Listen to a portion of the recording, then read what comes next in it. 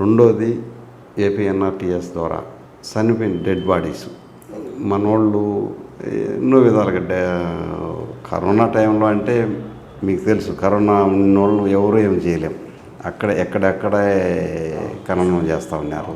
తర్వాత కానీ అంతకుముందు కానీ డెడ్ బాడీస్ మన ఏ ఊరైనా కానీ చనిపోయినారా, ఫోన్ వచ్చిందా, వాళ్ళకి ఇంటి వరకు ప్రత్యేకంగా అంబులెన్స్ ఇంటి దగ్గర చేర్చే విధానానికి ఒకటి, వాళ్ళకు అయిపోయినాక ఎక్స్గ్రేషియా 50,000 రూపాయలు ఎక్స్గ్రేషియా కూడా ఇవ్వబడింది గవర్నమెంట్ నుంచి.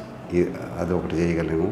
ఇంకోటి కూడా నేను చెప్పినాను, రిక్వెస్ట్ చేసిన మా చైర్మన్ గారికి, వెంకట్ గారికి, 1,00,000 రూపాయలు చేస్తే ఎంతోమందికి ఇక్కడ పేదలు వాళ్ళు ఇళ్ళకి పేద బలహీన వర్గాలకు చేస్తున్నారు కాబట్టి 1,00,000 రూపాయల వరకు పెంచితే బాగుంటుంది అనేది కూడా ఒక ప్రపోజల్ పెట్టున్నాము. అది కూడా అయితే ఒక ఎన్ఆర్ఐస్కు సపోర్ట్గా ఉంటుందని నేను వాళ్ళకు రిక్వెస్ట్ చేయడం జరిగింది. అది కూడా చూద్దాం, దగ్గరలో చేద్దామని కూడా చెప్పినారు చైర్మన్ గారు. ఇంకో విషయం ఏంటంటే, కరోనా టైంలో జగన్మోహన్ రెడ్డి గారు చేసినట్టు ఏ రాష్ట్రంలో చేయాల మన ఆంధ్రప్రదేశ్లో